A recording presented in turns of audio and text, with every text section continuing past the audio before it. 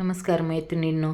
आपल्या देवघरातील मूर्ती शास्त्रशुद्ध पद्धतीने कसं स्वच्छ करायच्या ते आज दाखवणार आहे. कुठलंही केमिकल वापरायचं नाही. पितांबरी न वापरता आपण कशा स्वच्छ करू शकतो. अगदी घरातील कमी साहित्यात ह्या स्वच्छ होतात मूर्ती. पहा, आपण हळदी कुंकू रोज लावतो, त्याच्यामुळे ते मूर्तीच्या डिझाईनमध्ये जाऊन मूर्ती एकदम खराब होतात. किंवा तेल आपण रोज दिवा लावतो, त्याच्यात तेलकट धूर आणि आरती करताना पण धूर वगैरे होत असतो आपल्याकडे.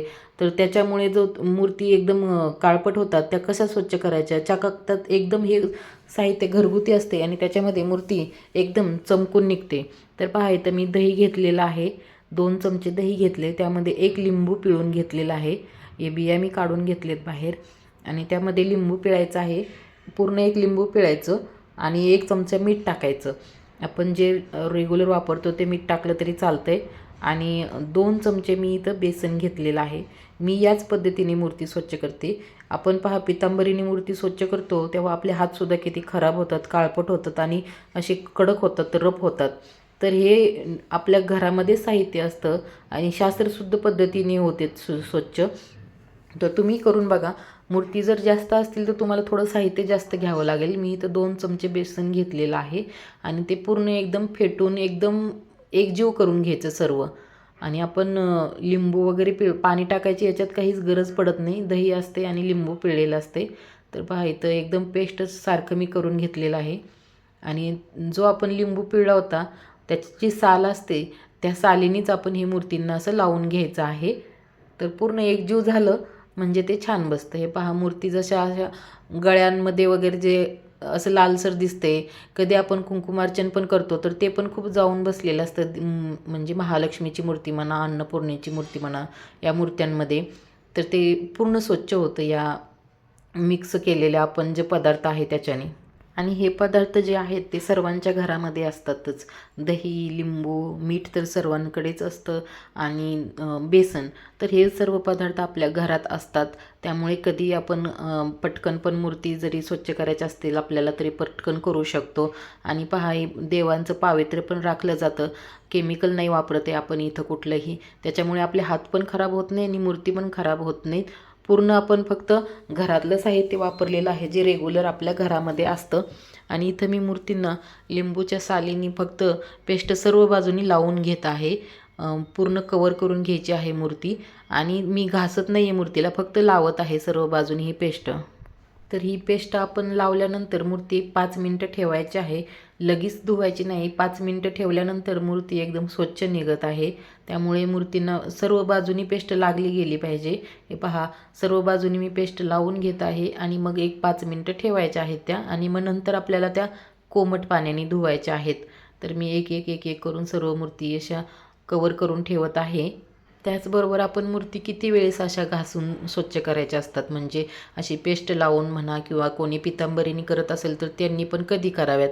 तर मूर्ती आपल्याला घासायच्या कधी असतात, तर ज्या दिवशी एकादश असेल किंवा पौर्णिमा वगैरे असेल अशा दिवशी आपण मूर्ती स्वच्छ करायच्या असतात. एकादशीच्या दिवशी आपण आवर्जून कराव्यात मूर्ती स्वच्छ. कारण इतर दिवशी आपण कधीही जेव्हा करू आठवड्यामधून तर तेव्हा कसं होतं, आपण मूर्ती घासून अशा स्वच्छ केल्या तर ते देवांना उपवास घडतो त्या दिवशी.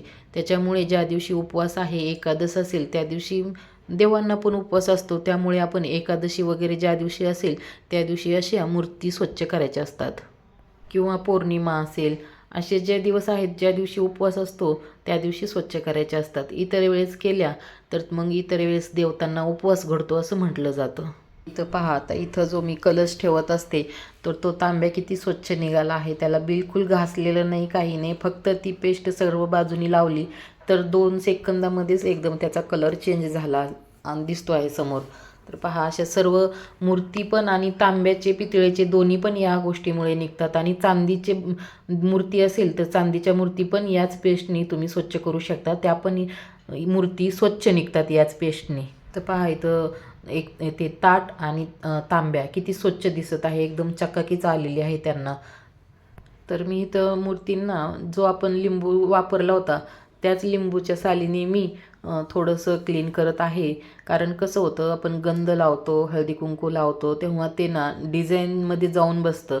मग मी इथं ब्रश नाही वापरत. हे लिंबूच्या सालीनीच थोडंसं आतमध्ये असं घासून घेत आहे की ते निघावं म्हणून. कारण कसं होतं, आपण धूप पण वापरतो देवघरामध्ये रोज, आणि धूप म्हणा किंवा आरती करताना जो आपला धूर होतो, कापूर वगैरे जाळल्यामुळे, तर त्या धुरामुळे पण मूर्ती खराब झालेली असतात. मग ते थोडंसं असं घासून घेतलं तर क्लीन होतात. पण ब्रश वगैरे वापरू नये. मी तर ब्रश वगैरे नाही वापरत, असंच स्वच्छ करते, हाताने करते किंवा लिंबूने करते. ब्रश नाही वापरत कधी. आणि याच्याने वेळ पण नाही लागत. हे जे आपण पेस्ट केली, या पेस्टने जास्त वेळ नाही लागत, पटकन स्वच्छ होतात मूर्ती. आता ही महालक्ष्मीची मूर्ती आहे. आपण जेव्हा कुंकुमार्चन वगैरे करतो तेव्हा थोडं ते अडकून बसतं कुंकू डिझाईनमध्ये, त्याच्यामुळे थोडा वेळ लागतो. आणि आता इथं आपल्याला कोमट पाण्याने स्वच्छ करायची आहे मूर्ती, कारण दही थोडंसं तेलकट असतं, तर ते पूर्ण तेलकटपणा निघण्यासाठी कोमट पाणी वापरायचं आहे. कोमट पाण्याने काय होतं, कुठलंही तेलकट चोपट राहत नाही मूर्तीला, ही मूर्ती एकदम क्लीन होतात. तर बघा इथं काहीच वेळ न लागता किती पटकन मूर्ती स्वच्छ झालेली आहे. तर गरम पाण्याने धुतल्यामुळे चिकट पण राहत नाही, आणि मूर्ती धुतल्यानंतर लगेच कपड्यांनी स्वच्छ करून घ्यायची आहे. कोरड्या कपड्यांनी पुसून घेतल्यामुळे त्याच्यावरती डाग नाही दिसत, परत मूर्ती एकदम क्लीन दिसते, कुठलेही पाण्याचे डाग दिसत नाही त्याच्यावर. तर बघा मूर्ती किती स्वच्छ झालेली दिसत आहे आपल्याला. आणि याच प्रकारे मी सर्व मूर्ती कोमट पाण्याने धुवून घेतलेल्या आहेत, कारण कोमट पाण्यामुळे पटकन त्याचं क्लीन झालेलं आहे, तेलकट नाही राहिलं किंवा चिकट नाही राहिलं. फक्त मूर्ती धुतली की तिला कोरड्या कपड्याने स्वच्छ करायचं आहे. तर तुम्ही अशा प्रकारे मूर्ती स्वच्छ करू शकता. फक्त आपल्याला बघायचं आहे की कोणता दिवस आहे, एकादशी, पौर्णिमा, अशा दिवशी आपण अशा प्रकारे मूर्ती स्वच्छ करू शकतो. आणि मूर्ती जेव्हा आपण अशा स्वच्छ करतो तेव्हा एकदम फ्रेश आणि प्रसन्न दिसतात मूर्ती, एकदम असं वाटतं आपल्याशी बोलता आहेत. तर बघा तुमच्या समोर आहे मूर्ती, किती स्वच्छ दिसत आहे, सुंदर दिसत आहे. फक्त एवढंच आहे की धुतले की तिला कोरड्या कपड्यांनी पुसून स्वच्छ करायचे आहे. महालक्ष्मीची मूर्ती किती सुंदर आणि आकर्षक दिसते आहे. तर तुम्ही म्हणाल पूर्ण निघाली नाही, ते काळं काळं दिसत आहे डिझाईनमध्ये, तर ते काळं नाही आहे. ती मी मूर्ती विकत घेतानाच तशी पॉलिश होती. आता दुकानामध्ये बघा 2 प्रकारच्या मूर्ती आहेत, एक अशी ब्लॅक पॉलिशची आहे आणि एक पूर्ण येल्लोमध्ये आहे. आता ब्लॅक पॉलिशची आहे ती अँटिकमध्ये जाते आणि ती दिसायला पण खूप सुंदर दिसते, आणि ती विकत घ्यायला थोडी महाग आहे. आणि जी प्लेन आहे पूर्ण पिवळा दिसणारा कलर, तर ती थोडी स्वस्त बसते. पण जी अँटिकमध्ये आहे ब्लॅक पॉलिशमध्ये, ती थोडी महाग बसते विकत घेताना. तर ते त्यामुळं थोडंसं काळं दिसत आहे. बाकी माझ्याकडे काही मूर्ती अशा पण आहेत ज्या फक्त म्हणजे त्यांना ब्लॅक पॉलिश नाही, अशा पण आहेत त्या पूर्ण पिवळ्या दिसत आहेत. आणि काही मूर्तींना ब्लॅक पॉलिश ज्या नंतर घेतलेल्या आहेत त्या ब्लॅक पॉलिशमध्ये आहेत, त्या थोड्याशा तुम्हाला वाटतील की त्याचं निघालं नाही, पण तसं नाही, ते पूर्ण क्लीन झालेले आहेत मूर्ती. तर हे पाहू शकता, मी म्हटलं तसं माझ्याकडे काही मूर्ती पिवळ्या पॉलिशमध्ये पण आहेत, तर त्या पूर्ण चमक दिसत आहे त्यांना, त्या पूर्ण क्लीन दिसत आहेत. आणि महालक्ष्मीची मूर्ती आहे ती थोडीशी ब्लॅक पॉलिशमध्ये आहे. तर ही पहा गुरुदेव दत्तांची मूर्ती किती क्लीन निघालेली आहे. आणि ही आपण पाण्याचा लोटा ठेवतो छोटासा देवघरामध्ये, तो पण एकदम पटकन क्लीन निघालेला आहे, किती चमक आलेली आहे त्याला. तर तांब्याची, पितळेची, चांदीची, ह्या तिन्ही धातूची तुम्ही भांडी म्हणा किंवा मूर्ती म्हणा, तर या पेस्टने आपण स्वच्छ करू शकतो. आणि पवित्र राखून देवांच्या मूर्तीला कुठले केमिकल न वापरता आपण स्वच्छ करत आहोत. आणि घरगुती साहित्यात पूर्वीच्या लोकांकडे बघा 2च धातूचे भांडे होते, तांब्याचे आणि पितळचे.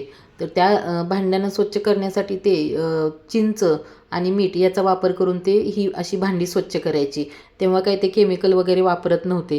आणि आता म्हणतात ना, जुनं ते सोनं, तर जुनी फॅशनच आता पुढे येत असते आणि आलेली पण आहे. कारण आता प्रत्येकजण तांब्याची बॉटल वापरतं पाणी पिण्यासाठी, पण घरामध्ये पण मोठे तांब्याचे पिंप वगैरे ठेवतात, त्याच्यात पाणी साठवलं जातं. तर ते आणि तांब्यातल्या भांड्यातलं पाणी पिणे शरीरासाठी चांगलं असतं, कारण त्याच्याने उष्णता कमी होते असं म्हटलं जातं. या गोष्टींची माहिती आपल्याला आता झालेली आहे, पण पूर्वीच्या लोकांना ही माहिती पहिली होती, त्यामुळं तर ते भांडी ते रोज वापरत असल्यामुळे त्यांचं आरोग्य चांगलं होतं, ते लवकर आजारी पडत नव्हते आणि दीर्घायुष्य होत होते पहा. तर इथं मी देवपूजा केलेली आहे, देवांची पूर्ण मांडणी केलेली आहे, फुलं अर्पण केलेलं आहे. आणि हे पहा कशा प्रकारे देवघर माझं दिसत आहे. आणि मूर्ती पण स्वच्छ केल्यामुळं एकदम प्रसन्न दिसत आहेत, एकदम छान वाटत आहे. तर बघा तुम्ही पण अशा प्रकारे तुमच्या देवघरातील मूर्ती स्वच्छ करू शकता, कोणतंही केमिकल न वापरता शास्त्रशुद्ध पद्धतीने मूर्ती कशा स्वच्छ करायच्या हा मी तुम्हाला या व्हिडिओमध्ये दाखवलेला आहे. तुम्हाला जर ही माहिती आवडली तर व्हिडिओला लाईक करा आणि चॅनलला सबस्क्राईब करा. धन्यवाद.